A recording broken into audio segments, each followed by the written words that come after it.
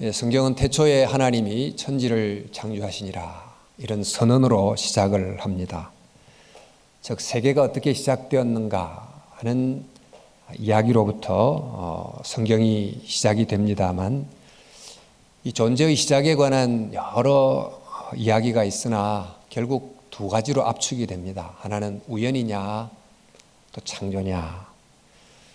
우리가 어떤 작품을 볼 때 작품 속에 등장하는 관찰될 수 있는 여러 등장인물들을 보고 그것으로 작품을 이해하는 길이 있고, 조금 더 잘 알려면 작품 속에 등장하지는 않지만 작품 곳곳에 숨어 있는 작가까지 생각하면서 작품을 이해할 수 있습니다. 우리가 이 세계에 존재하는 작품 속에 여러 등장인물과 같은 여러 존재들만 보고 세계의 시작을 생각하고 추측할 수도 있으나, 정말 작가를 인정하듯이 보이지 않는 하나님을 생각하고 보면 정말 이 세계는 지적 설계에 의해서 시작이 됐다 하는 것을 깨닫게 될 것입니다. 이렇게 세계가 존재하게 됐고, 그 다음에는 그 존재케 된 세계 안에 다양한 생명체들과 인간이 살아가게 됩니다. 따라서 세계의 시작 이야기는 연이어 그 속에 살아가는 생명과 인간에 관한 이야기로 이어지게 되겠지요. 근데 이 이야기가 중요한 것은 바로 이 세계의 가장 중요한 등장인물인 인간의 이야기가 바로 우리의 이야기이기 때문입니다. 또 바로 이런 세계와 인간에 관한 정말 참된 스토리가 무엇인지를 알아야 우리가 누군지를, 또 왜 사는지를, 어떻게 사는지를 바로 알 수 있기 때문에 이 존재와 인간에 관한 트루 스토리가 매우 중요합니다. 자, 그러면 성경이 우리에게 말씀해 주시는, 특별히 오늘 인간에 관한, 또 시작에 관한 이야기가 어떤 이야기입니까? 인간에 관한 가장 오래된 설명은 바로 인간은 본질적으로 영혼이다라고 주장하는 이야기입니다. 플라톤도 그랬지만 헬라 철학을 포함해서 불교, 힌두교권의 전통이 여전히 인간의 핵심은 불멸의 영혼이다, 정신이다, 그렇게 주장을 합니다. 그러다 보니까 이 육체라는 것은 이 영혼이 잠시 머물다가는 일시적 거처요, 또 인간의 목표는 이 육체라고 하는 이 감옥을 떠나서 순수한 영혼의 세계로 해탈에 들어가는 것이다, 이렇게 또 믿고 수행하기도 하죠. 또 이런 인간을 순수 불멸의 영혼으로만 보는 이런 영향을 받았던 중세 기독교는 참된 신앙은 이 육체를 떠나 정신으로 사는 것이다 라고 생각하고, 결혼해서 그 삶의 일상 속에서 서로를 다듬어가는 이런 삶보다도 독신의 삶이 훨씬 더 높은 삶이다, 이렇게 주장하기도 했고, 또 수도사의 명상의 신앙생활이 또 일상 속의 삶으로 살아가는 삶보다 더 높은 신앙이다, 이렇게 여기기도 합니다. 또 이제 믿음의 본질이 몸으로 살아가는 삶에 있기보다 이 정신으로 깨닫는 깨달음에 있다, 이렇게 여기기도 하는 등 이런 현상이 나타나게 되죠. 또 이런 맥락에서 훨씬 더 정신적 존재로 알려진 남자가 또 감정적 존재로 알려진 여자보다 더 우월하고, 또 인간에게는 그 정신을 측정하는 IQ가 바로 인간의 우열을 결정하는 가장 중요한 기준이다, 이렇게 이제 보기도 했습니다. 그런데 이런 주장이 있었는가 하면 최근 몇백 년 동안에 이와 정반대의 주장이 계속해서 나옵니다. 즉 인간은 영혼이 아니라 물질에 불과하다는 것입니다. 인간의 모든 정신 심리적 현상은 다 물질로 이해될 수 있다. 인간과 동물은 기본적으로 다르지 않다. 인간 사회도 동물 사회처럼 약육강식이 지배하는 것은 결코 이상하지 않다. 이런 흐름에서 식민주의, 인종주의, 우생학들이 계속 이론으로 등장하고, 이런 연결선상에서 히틀러의 어마어마한 학살도 일어나게 됩니다. 그리고 이후 유전자가 발견이 되면서 유전자의 발견을 보고서 이야말로 정말 신의 지도다, 언어다라고 말하면서 하나님의 존재를 인정하는 과학자도 있었지만, 하나님을 믿지 않는 이들은 유전자를 보면서 인간은 유전자의 명령을 따라 움직이는 기계다, 이렇게 보기도 하죠. 특별히 도킨스 같은 사람은 유전자야말로 인간의 진짜 주인이고, 또 인간은 유전자의 자기 복제를 위한 운반 기계다라고 주장하기도 하고 있습니다. 또 최근에 뇌과학은 인간이라는 것은 뇌 안에 있는 뉴런들의 작동이 만드는 정보 처리 과정이다, 이렇게 보기도 합니다. 이렇게 인간을 물질과 단순한 유전자 현상으로 보는 이런 관점은 인간의 모든 정신 현상까지도 물질 현상으로 보기 때문에 결국 인간 복제도 얼마든지 가능하다고 생각하고, 또 인간은 자유로운 존재가 아니고 이미 심리적 어떤 유전자적 결정을 따라 움직이는 존재라고 보고, 따라서 인간만이 갖는 어떤 존엄, 인권에 대한 근거도 사실상 없어지고, 또 인간이 동물들과 다르게 살아야 될 윤리적 삶에 대한 이론적 기반도 없어지는 그런 상황이 됐습니다. 정말 이런 관점이 계속 진행이 됐을 때 인간은 스스로 자기를 어떤 존재로 생각할까? 어떤 모습의 얼굴을 한 인간이 등장하게 될까? 이런 생각을 해보게 됩니다. 과연 인간은 순수 영혼이 그 본질일까? 아니면 인간은 오직 물질일 뿐일까? 영혼과 물질이라는 이 두 관점만이 인간을 이해하는 유일한 관점일까? 우리는 둘 중에 하나를 택해야 되나? 근데 성경은 우리에게 어떻게 말씀하는가 보니까 창세기 2장 7절 말씀에 여호와 하나님이 땅의 흙으로 사람을 지으시고 생기를 그 코에 불어넣으시니 사람이 생명이 된지라 그랬어요. 여기에서 인간을 땅의 흙으로 지었다. 이 땅의 흙이 바로 아담아, 원문 아담아인데 여기서 아담이란 이름이 나왔어요. 인간은 기본적으로 물질적 존재다 하는 것을 인정을 하는 거지요. 그러나 그게 전부가 아니고 동물과 달리 그 땅의 흙 속에 하나님의 숨결이 들어가자 생명이 됐다. 즉 살아 숨쉬는 생명체가 됐다는 것입니다.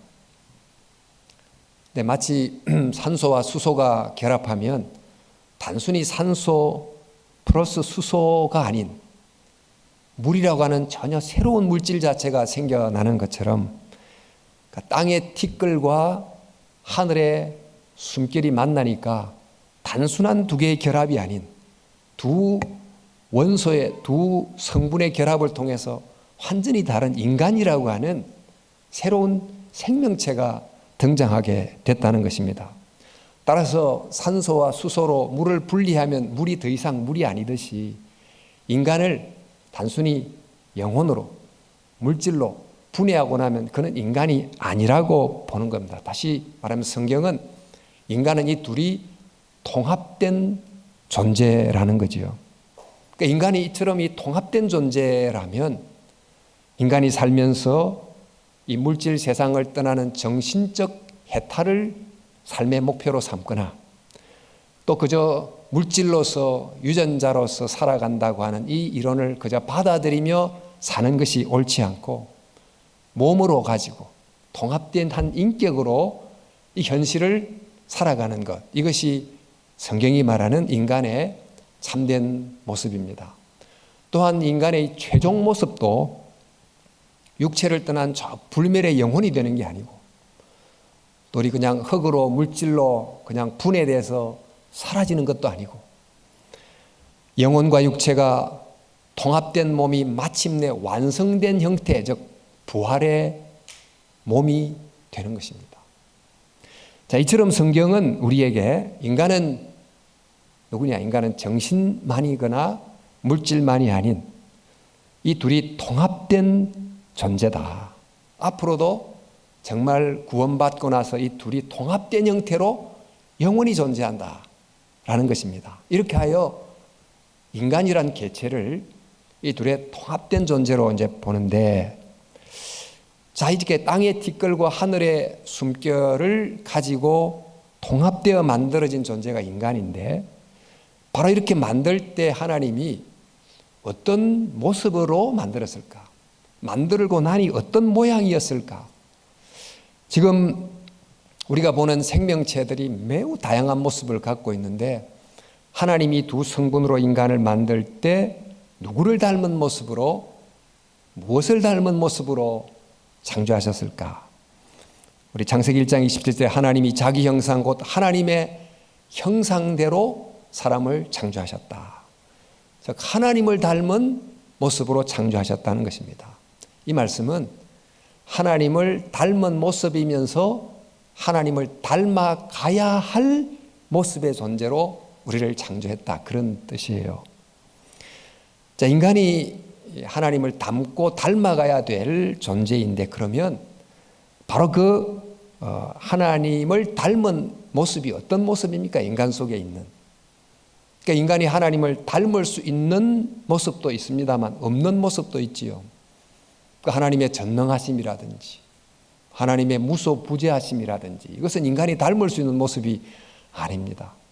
그러니까 인간이 하나님을 닮았다고 했을 때 그 모습은 바로 하나님의 삼위일체 속에 있는 모습을 닮았다는 것이에요. 그런데 그 삼위일체로 계신 하나님께서 역사 속에 우리의 눈에 보이도록 자기를 드러내신 참 하나님의 형상 예수 그리스도를 닮아야 할 모습으로 우리가 창조가 된 거예요. 자, 우리가 하나님의 모습을 닮았는데, 그 하나님의 모습은 삼위일체 하나님의 모습, 또 예수 그리스도를 닮은 것인데, 그러면 그 닮음의 내용이 어떤 것인가? 여러분, 삼위일체 하나님은 삼위가 일체가 되는 그런 관계 속에서 존재하고 계십니다. 즉 하나님은 관계 속에 계신다, 이렇게 표현을 하기도 해요. 또 예수님도 한번 보세요. 예수님이 땅에 사시면서 하나님과 또 다른 세상의 여러 사람들과 관계를 맺으면서 회복하시면서 사셨어요. 정말 인간 세계 속에 들어오셔가지고 인간과 관계를 적극적으로 맺으시면서 평생을 사셨습니다. 따라서 삼위일체 하나님과 그 하나님의 보이는 모습인 예수 그리스도를 닮는다는 것 뜻은 우리가 즉 다른 하나님과 다른 생명들과의 관계 속에서 우리가 산다, 그런 모습을 닮도록 만들어졌다는 거예요. 그러니까 물질과 영혼의 통합체로서의 이루어진 개체인 인간은 다른 존재, 즉 하나님이라는 절대 타자와 우리와 비슷한 다른 여러 타자들과의 관계 속에 살도록 우리는 창조됐다, 그런 뜻입니다.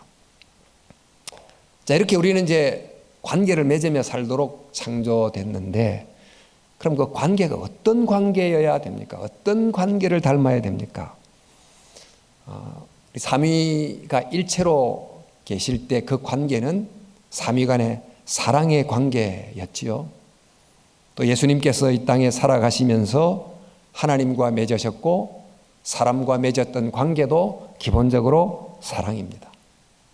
삼위가 끊임없이 다른 위를 위해서 서로가 자기를 아낌없이 내어줌으로 일체가 되는 사랑이셨고, 예수님은 곧 자기가 살아감이 사람을 끊임없이 살려내는 그런 사랑이 아니었습니까? 이처럼 이 사랑의 관계라는 것은 내가 나로서 살아가지만 나로서 살아가는 삶이 곧 남을 살리는 살려냄이 되는, 살아감이 살려냄이 되는 바로 이런 것이 사랑의 모습이었습니다. 그런데 이런 사랑의 관계는 모든 생명의 본질이에요. 내가 살아감으로 남을 살리고 남을 살림으로 내가 살아가는 이 사랑의 관계가 생명의 본질입니다. 우리 식물과 동물이 서로 이산화탄소와 산소를 내뿜고 들이마심으로 서로 때문에 서로가 살아가는 것처럼 우리 속에 있는 모든 세포와 장기들이 다른 세포를 살게 하고 장기를 살게 함으로 내가 살고 또 살려줌으로 또 성도를 살리듯이 이런 관계 속에 있는 것입니다. 자, 이런 사랑의 관계로 살아갈 때 우리는 비로소 하나님을 닮은 모습을 우리가 보여주게 되는 것입니다. 그래서 예수님께서 그 인간의 존재와 삶을 설명할 때 딱 두 가지로 설명하신 거예요. 하나님 사랑, 이웃 사랑이에요. 첫째는 이것이니 내 마음을 다하고 목숨을 다하고 뜻을 다하고 힘을 다하여 주 너의 하나님을 사랑하라 하신 것이요. 둘째는 이것이니 내 이웃을 내 자신과 같이 사랑하라고 하신 것이라. 즉 인간이 하나님의 형상으로 만들어졌다는 말은 인간이 하나님과 이웃들과의 관계 속에서 살아가야 될 존재가 됐다, 그런 말이고, 그 관계가 사랑이어야 된다는 뜻입니다. 이렇게 우리가 하나님 사랑, 이웃 사랑으로 살아갈 때 점점 우리 속에 하나님을 닮은 모습이 나타나는 거예요. 그렇게 만들어졌어요. 자, 이제 사랑의 관계를 맺으며 살아가야 되는데 그 맺어야 될 관계의 첫 번째 대상이 누굽니까? 바로 하나님이시죠. 근데 하나님과의 사랑의 관계는 어떠해야 될까요? 우리가 어떻게 하나님을 사랑합니까? 우리의 하나님에 대한 사랑은 우리가 하나님을 먼저 사랑한 것이 아니고 하나님이 먼저 우리를 사랑하시고 그 사랑에 응답하는 방식으로 하나님과의 사랑이 이루어지는 것입니다. 보십시오. 하나님이 우리를 존재케 했어요. 존재가 가능할 환경을 마련해 주셨어요. 그런데 이런 단순한 생명체로 존재하는 것을 넘어서서 하나님은 우리를 하나님과의 교제가 가능한 인격적 존재로 만들었습니다. 하나님의 말씀을 들을 수 있고 그 말씀에 응답할 수 있는 존재가 되게 하셨는데, 이 모든 것, 우리가 정말 이런 인간의 존재가 되어 있다는 자체가 이미 하나님이 나를 사랑하신다는 표현이에요. 우리는 하나님의 이 선행적 사랑 때문에 지금 인간으로 있습니다. 이런 하나님과 인격적 관계를 맺으려면 바로 그 하나님의 사랑에 응답하면서 살아가야 돼요. 근데 인격적 관계는 반드시 조건이 있어야 됩니다. 이 수준 높은 인격적 관계는 쌍방이 다 자유로운 자라야 됩니다. 만약 한편이 프로그램을 따라서 자동적으로 반응하는 어떤 기계가 된다면, 또 무엇에 대해서 강압적으로 강요되고 있다면 그 관계가 진정한 사랑의 관계가 될 수 없지 않겠습니까? 키엘케고리라는 철학자가 철학적 단편이라는 책에서 이런 비유를 했어요. 한 왕자가 마을을 순찰을 하다가 너무너무 마음에 드는 아가씨를 만났어요.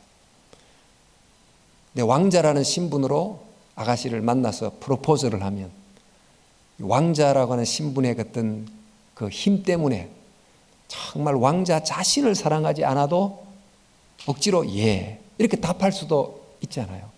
그것은 진정한 사랑이 아니라고 생각하고 왕자가 변장을 해가지고 평민으로 마을에 들어가서 정말 평민으로서 그 아가씨와 사랑을 해서 마침내 왕자 자신을 자기의 자유의지로 사랑한다고 고백하고 난 다음에 나는 왕자입니다, 이렇게 이제 고백하는 그런 이야기가 나옵니다. 뭡니까? 인격적 관계는 자유에서 가능하다는 것입니다. 그런데 하나님께서 인간을 위해서 이 인격적 관계가 가능할 수 있는 자유까지 주셨어요. 그러니까 자유가 있어야만 인격적 존재이기 때문에 자유를 주셨는데, 동시에 이 자유는 상대에 의해서 거부당할 가능성을 그 속에 가지고 있어요. 그러니까 자유 때문에 인격적 관계가 가능하지만 자유 때문에 상처를 받을 수 있어요. 우리 C.S. 루이스가 그런 말을 했어요. 사랑은 상처받기를 각오하지 않으면 불가능하다, 그런 말을 했어요. 정말 하나님은 자유를 가진 인간과 인격적 관계를 맺기를 원하셨으면서 동시에 그 인간에서 거부당할 각오를 하신 거예요.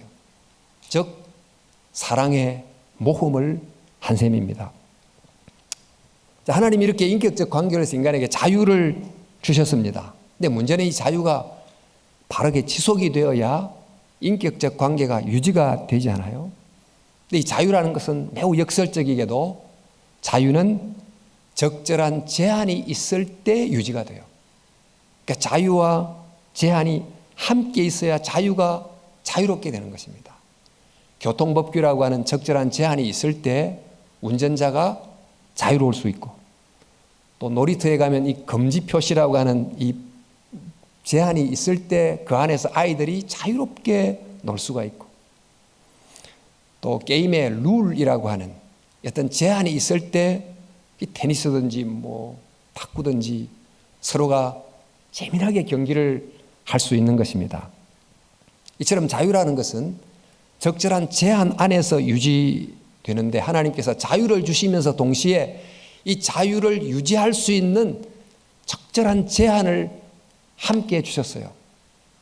그 바로 제한이 선악과예요. 하나님이 정한 선과 악의 법, 그 안에서 마음껏 자유를 행사하면서 하나님과 교제하며 살도록 했습니다. 이 선악과라는 것은 인간의 자유를 박탈하는 억압이 아니고 인간의 자유를 지속하게 하는 하나님의 선물이었어요. 자, 이렇게 이제 하나님이 우리와 인격적 교제를 위해서 자유를 주시고 또 존귀한 존재로 만들었던 이 모든 것이 하나님의 먼저 사랑하심이에요. 이 사랑하시는 하나님과의 교제는 그 하나님께 우리가 응답함으로, 순종과 감사로 응답함으로 사랑의 관계가 계속됩니다. 이렇게 하나님을 바라보고 그분과 사랑의 관계를 지속해 가면 갈수록 우리는 바라보는 대상을 닮아가듯이 내 안에 하나님의 얼굴이 계속해서 드러나는 것이에요. 이런 영광스러운 존재로 인간을 만들었다는 것입니다.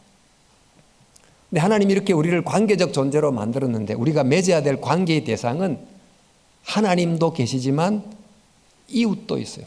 하나님에서 동일하게 창조된 나와 비슷한 이웃이 있는데 그 이웃 중에는 첫 번째가 사람이라는 이웃이 있고 또 하나가 자연이라는 다른 동물이라는 이웃이 있습니다. 먼저 사람과 어떤 관계를 맺어야 되나? 우리 하나님이 자기 형상 곧 하나님의 형상대로 사람을 창조하시되 남자와 여자를 창조하시고 이렇게 되어 있어요. 하나님이 인간을 창조하시는데 바로 이어서 남자와 여자를 창조했다 이렇게 말씀이 나옵니다. 이 구절을 그냥 넘어갈 수도 있지만 왜 하나님의 형상으로 창조했다고 하면서 바로 즉시 남자와 여자를 창조했다는 말이 나올까? 이 말씀은 우리가 하나님의 모습을 닮아 있다고 하는 것은 내가 혼자 사는 게 아니고 남자와 여자가 함께 사는 것이다 하는 것을 알려줍니다.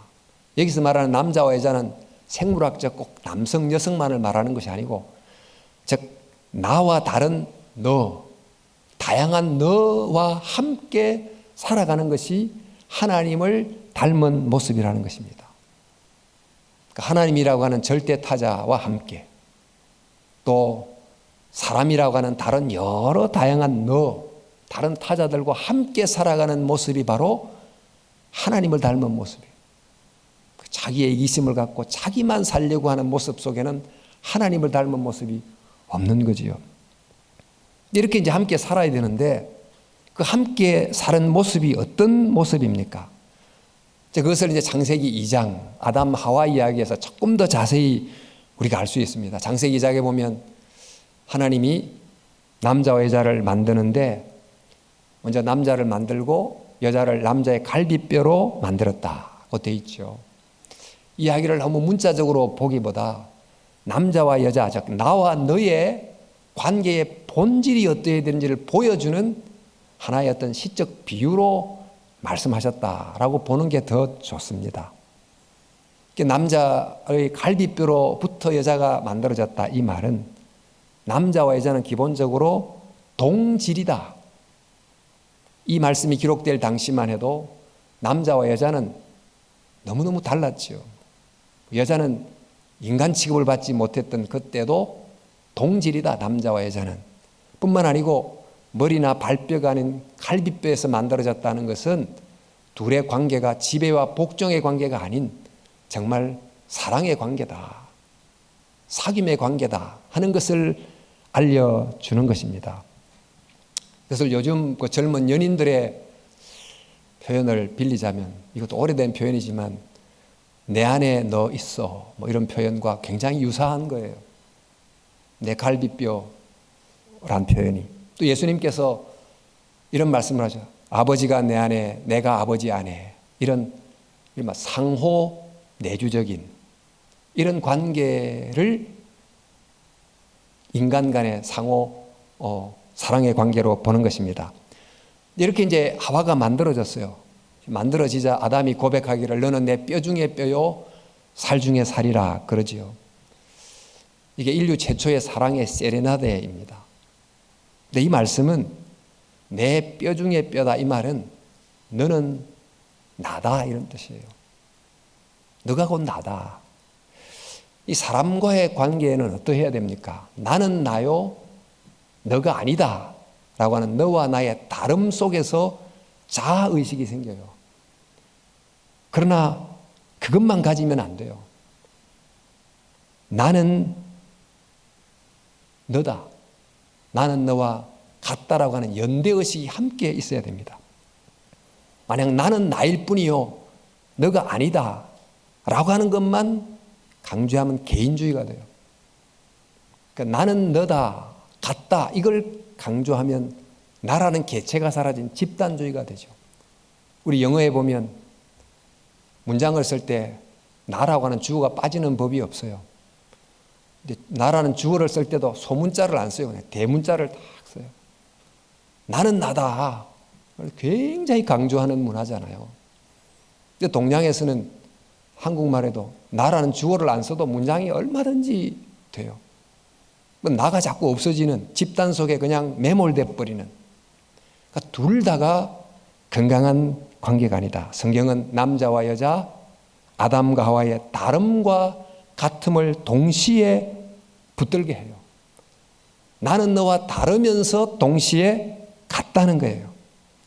너는 곧 내가 아니지만 그렇다고 너는 남도 아니다 라는 이 긴장 속에 사람의 관계가 있어요. 예수님께서 이웃을 내 몸처럼 사랑하라 그러셨죠.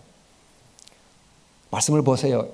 이웃을 향해서 너는 내 몸이다 그렇게 하지 않으셨어요. 또 이웃을 향해 너는 내 몸이 아니다 그렇게도 하지 않으셨어요. 내 몸처럼이에요. 이 처럼이란 전미사가 굉장히 참 기가 막힌 표현이에요. 너는 내가 아니면서도 나예요. 이 속에 처럼이 들어있어요. 그러니까 인간이 서로 나는 나이면서도 나는 너다라고 하는 이런 같음과 다름이 함께 있는 이런 관계, 이게 바로 삼위일체에서 보는 관계예요. 삼위가 서로 다르지요. 그러나 일체로서 같은 거예요. 그러니까 인간이 이렇게 나를 나로 볼 뿐만 아니고 너를 또 다른 나로 보는 이런 관계, 이런 관계가 사람 간에 맺어야 될 건강한 사랑의 관계다. 이렇게 살아갈 때 사람들의 얼굴 속에서 하나님의 얼굴을 보게 된다는 것입니다. 이렇게 만들어진 거죠. 그런데 인간의 이웃, 사람이란 이웃도 있지만 인간이 아닌 다른 생명체를 포함한 자연이란 이웃이 있습니다. 이 자연이란 이웃은 인간이란 이웃과 조금 성격이 틀립니다. 인간을 보는 기본 생각들이 몇 가지가 있는데, 하나는 인간은 자연의 일부다. 그래서 인간은 자연에 순응하고 복종해야 된다. 그러니까 인간과 자연을 같다고 보는 이런 입장이 있는가 하면, 정반대로 인간은 자연이 아니다. 인간은 자연과 다르다. 그래서 인간은 자연을 지배할 수 있다라고 하는 오늘 현대 문명이 보여주는 그런 관점도 있습니다. 그러나 성경은 어떻게 말합니까? 성경은 인간은 자연에 속해 있는 일부다. 그러나 인간이 곧 자연은 아니다. 인간은 자연에 속해 있지만 속해 있지 않다고 하는 것입니다. 바로 이 내용이 바로 창세기 1장에 나타난 다스리라 하는 명령 속에 나타나 있어요. 여러분, 우리는 다스리라, 하나님이 만든 세상을 인간에게 다스리라고 하셨는데, 이 다스리라는 단어 한 단어 때문에 지배하고 정복하라는 뜻으로 받아들이지만, 이 말씀은 아주 선한 왕이 자기 백성을 살도록 돌보는 거예요. 책임을 지는 거예요. 그 백성들에 대한 무한 책임을 지는 선한 왕의 모습이 곧 다스리는 거거든요. 그래서 인간의 자연에 대한 태도는 자연에 대한 순응이나 또 지배가 아닌 자연에 대한 청지기적 돌봄, 이것이 바로 자연이란 이웃에 대한 바른 사랑의 태도입니다. 바로 이런 다스림의 모습이 창세기 2장 에덴 동산에서 더 자세히 나타나는데, 하나님이 아담을 에덴에 두시고 뭐라고 하죠? 경작하고 지키라, 이렇게 하셨어요. 경작하고 지킨다는 것이 막 파괴하는 게 아니잖아요. 에덴 동산을 잘 보존하고 더 아름답게 만들라는 것 아닙니까? 그러니까 하나님이 에덴 동산에 아담을 두시고 단순 노동을 하고 막 그냥 땅이나 파고 꽃갱이질을 하고 이렇게 하라는 것이 아니고, 하나님이 이미 1차로 만드신 창조 세계를 하나님의 마음을 가지고 하나님의 창조성을 따라서 2차, 3차 세계를 만들어 가라는 거예요. 지금 아담이 동물들에게 이름을 붙인다든지, 또 하와를 향해서 이는 내 뼈 중에 뼈로야라고 부르는 이런 게 다 인간 속에 창조성이 있다는 걸 증명해 주는데, 하나님을 닮은 이런 모습으로 하나님이 만든 창조 세계를 더 아름답게 만들어가는 하나님의 창조 세력의 협력자, 파트너가 되라고 하신 거예요. 그래서 이제 의사들 경우에 수술은 의사가 하지만 치료는 하나님이 하십니다, 이런 말을 하죠. 그러니까 영어로 표현은 훨씬 더 좀 리얼한데, 하나님이 치료하시고 CUR이 큐어 하시고, 인간은 돌본다, 케어한다. 이른바 하나님이 만든 창조 세계를 정말 함께 동력하면서 이어간다, 이런 이야기가 아닙니까? 자, 이처럼 인간이 하나님의 마음을 가지고 하나님이 주신 그 땅을 잘 돌보면서 다른 자연과 더불어 공존하며 살아감으로 이 땅을 하나님의 동산으로 만드는 것, 이것이 자연이란 이웃과의 관계입니다. 따라서 인간은 자연의 종이 아니고, 또 인간은 자연의 주인이 아니고, 인간은 하나님의 종으로서 자연이라는 또 다른 이웃을 돌보는 것이에요. 청지기예요. 이것이 바로 자연에 대한 인간의 바른 관계입니다. 자, 오늘 인간에 관한 이야기를 한 30분 요약해서 막 큰 그림으로 우리가 봤습니다만은, 여러분, 우리가 오늘 인간을 막 봅니다. 보는 게 다 인간이에요. 매일 나라는 인간을 보면서도 도대체 인간이 뭐지? 이렇게 질문을 해요. 너라는 인간들을 보면서도 인간이 도대체 뭐지? 하고 끊임없이 질문합니다. 또 어떨 때는 나를 보면서도 인간으로서 이렇게 부족한가, 이런 생각도 하고, 또 다양한 너들을 보면서 어떻게 인간이 저런 모습으로 살 수 있나, 이런 어떤 참 회의도 될 때가 있지 않습니까? 왜 이렇게 됐을까요? 인간이 그 본래의 얼굴을 잃어버렸기 때문입니다. 인간이 너무나 오랜 세월 동안 어떻게 존재했으며, 또 그 본질이 무엇인지를 망각한 세월이 너무 길었기 때문에 그런 것입니다. 그 사이에 인간에 대한 잘못된 이야기를 참된 이야기처럼 믿고 살아온 거예요. 너무나 긴 세월을.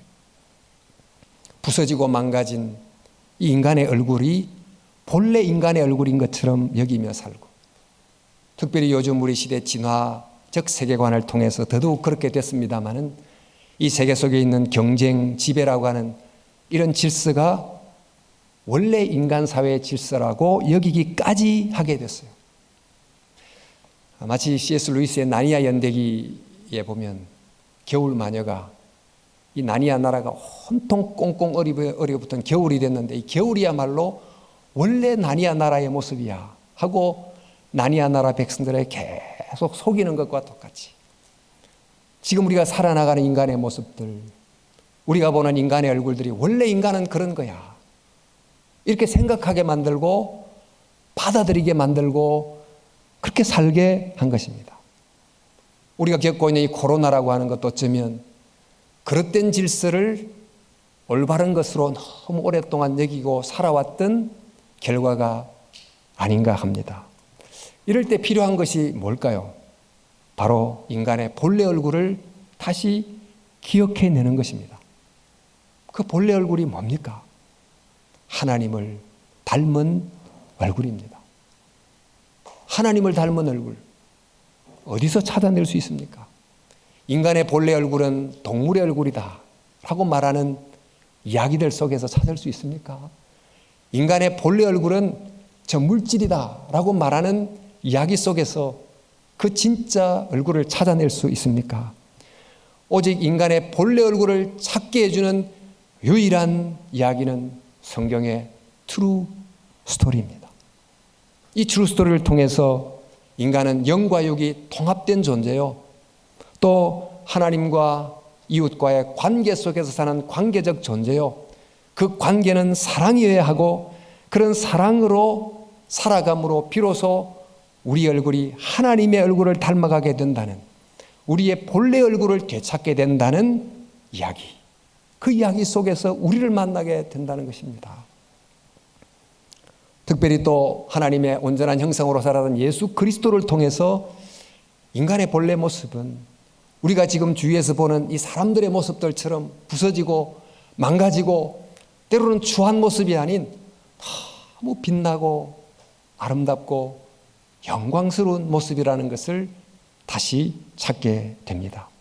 여러분, 우리는 나의 얼굴 속에서 너의 얼굴 속에서 어떤 모습을 찾고 있습니까? 나의 얼굴을 보면서 좌절하지 않습니까? 너의 얼굴을 보면서 낭망하지 않습니까? 이 모든 것이 왜 이렇게 됐어요? 인간에 관한, 세계에 관한 그릇된 이야기가 이걸 만들어낸 것입니다. 우리는 다시 성경 속에 참된 이야기로 돌아가야 됩니다.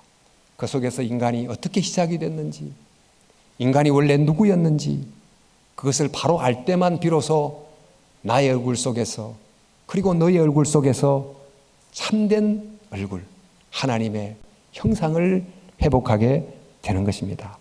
여러분, 오늘 이 말씀을 들으시고 정말 성경의 말씀을 통해서 예수 그리스도를 통해서 나와 너, 남편과 아내의 얼굴 속에서 부모와 자녀의 얼굴 속에서 또 서로 만나는 사람의 얼굴 속에서 하나님의 얼굴을 찾아내고 또 찾아주는 그런 저와 여러분이 되면 좋겠습니다. 그것이 바로 신앙이에요. 그게 바로 믿음의 길입니다. 저와 여러분이 이렇게 하나님의 트루 스토리를 통해서 매일 조금씩 진짜 내 얼굴을 찾고 회복하는 그런 은혜가 있기를, 그런 경험이 있기를 주님의 이름으로 축원합니다. 기도하겠습니다.